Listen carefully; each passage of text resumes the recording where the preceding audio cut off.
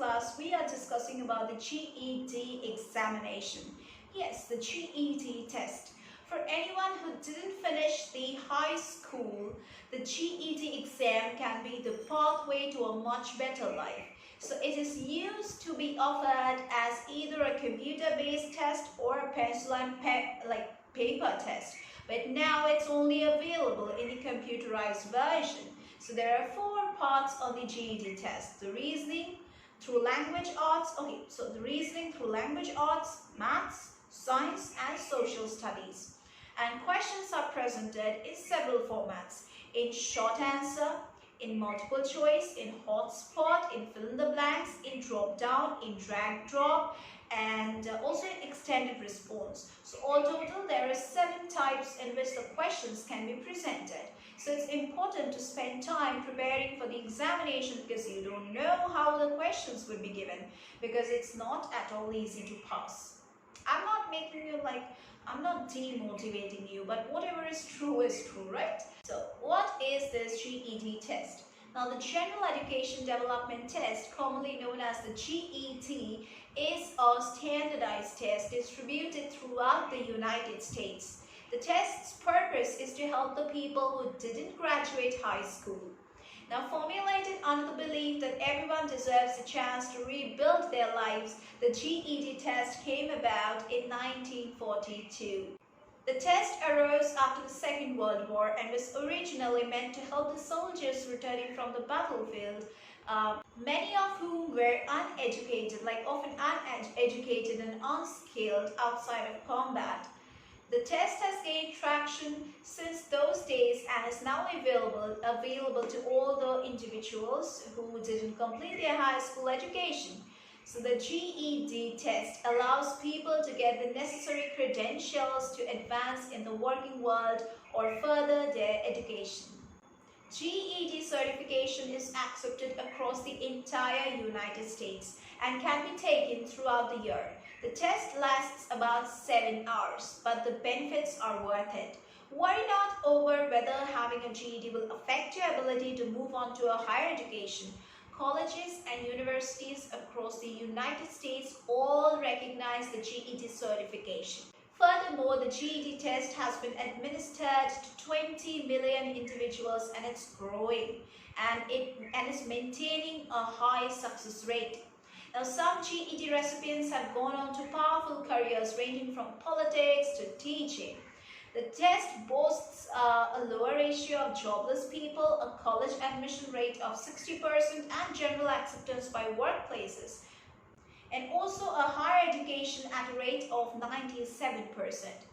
Now, because of its roots in serving the American public, the administrative team that's basically responsible for the GED tests released the caters to accessibility.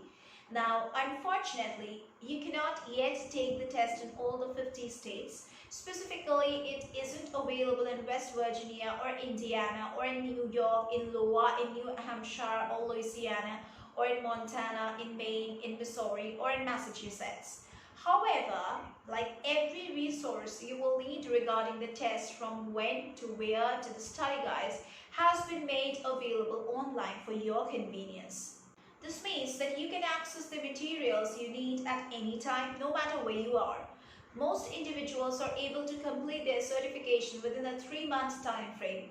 Furthermore, while taking the GED is not free, there are flexible payment options to keep the test affordable to those who need it.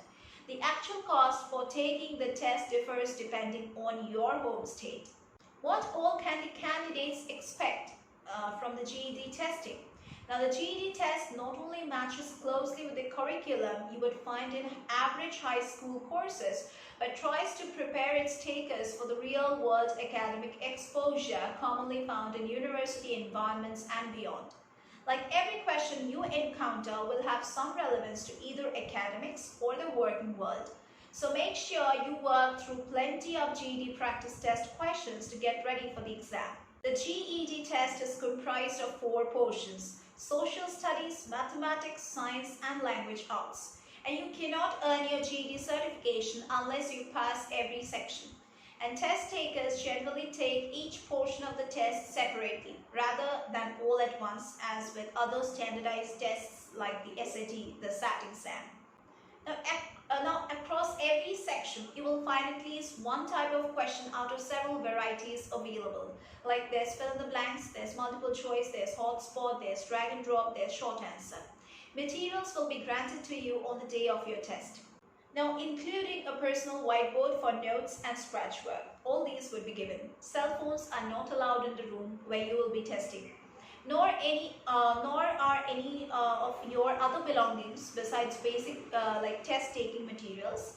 And there should be some vacant storage space, however. However, this is actually on a first come first served basis. So test takers who are over 15 minutes late to the test taking site risk not being able to take the test and are not refunded the money that they paid for the test. So you should be aware of the date and the location of your test and try to arrive as early as possible. A half hour ahead of your testing time is recommended. Now there needs to be some sort of time for allowing you for the checking procedures also. So that also requires time, so be present as early as possible. So what is there in the social studies portion of this exam?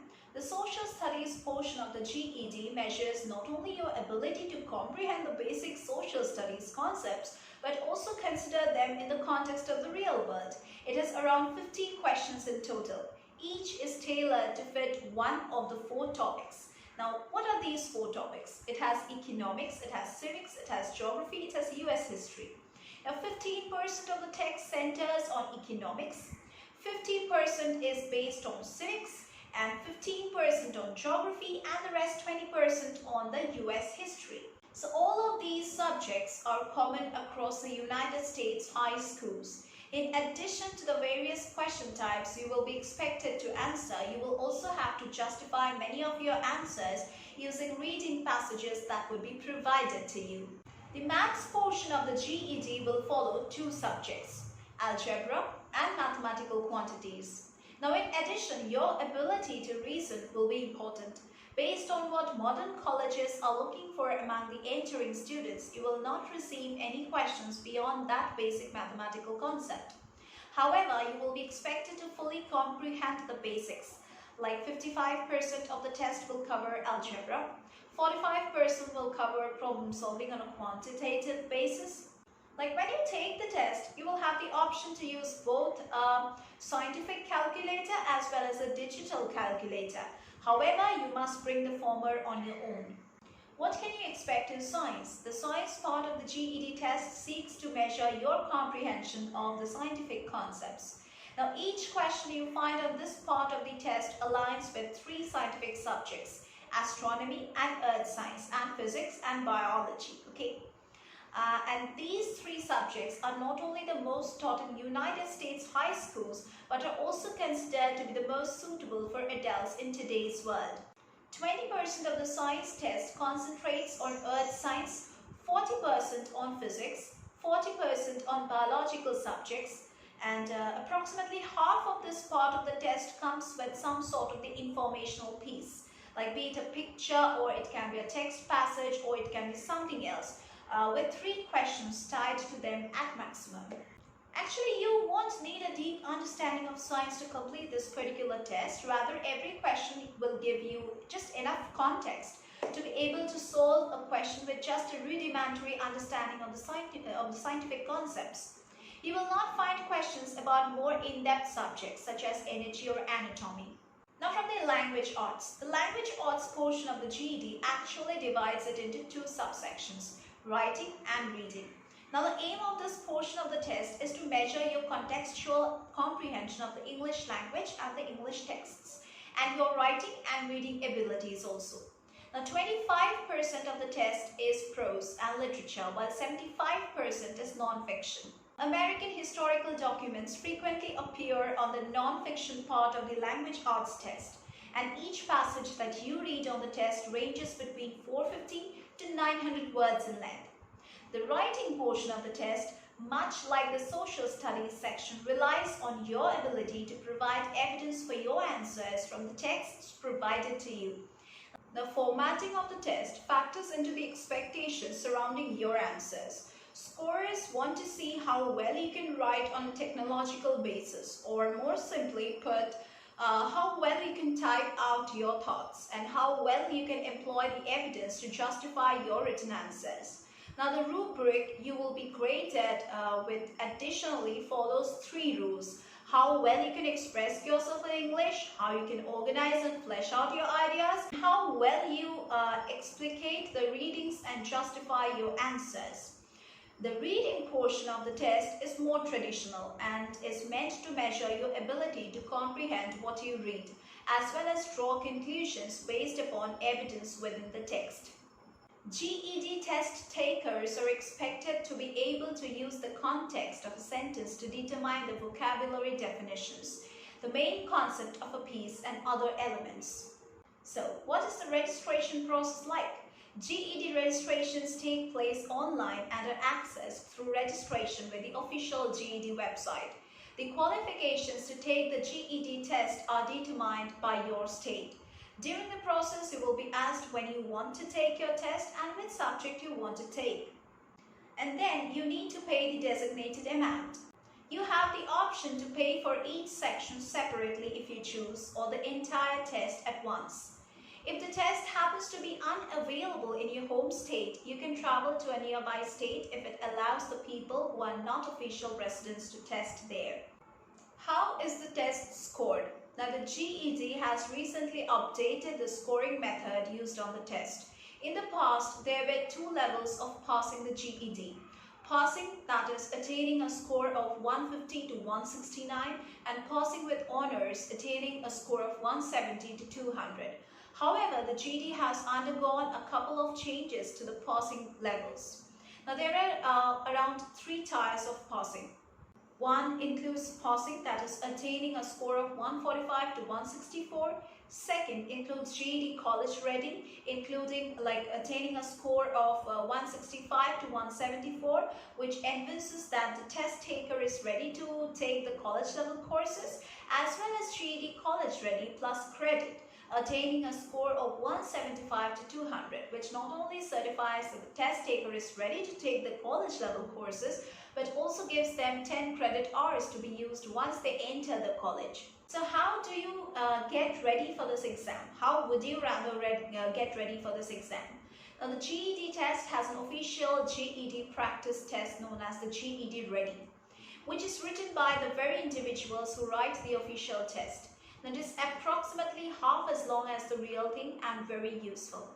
After you take the test, you will receive a report that informs you of the best ways to study based on how well you did.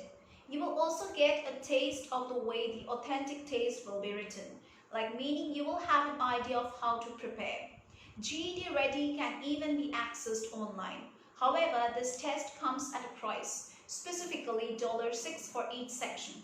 You will also finish the exam in 4.5 hours, literally half the time you will spend on the real exam. So that was all about the GED examination, and if you want to prepare well for this, you can join our classes at www.saurabhsirclasses.com. So the official website link is in the description box below, or you can also get it at the beginning of the video or at the end of the video. And all the contact details and rest of the details regarding our classes you will get in the description box, as well as in the at the end of the video, as well as the beginning of the video. You will get all the details. Okay, so yeah, that's it for today's class. If you have any queries apart from these, you can just post down your comments below. That's it for today's class. We are going to meet once again in our next classes.